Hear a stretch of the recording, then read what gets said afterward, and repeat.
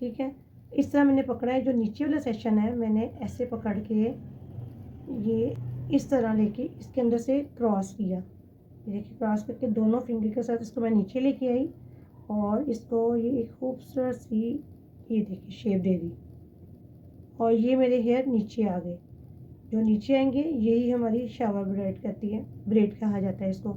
Then इसके बाद ये देखें फिर मैंने अगला स्टेप पकड़ा।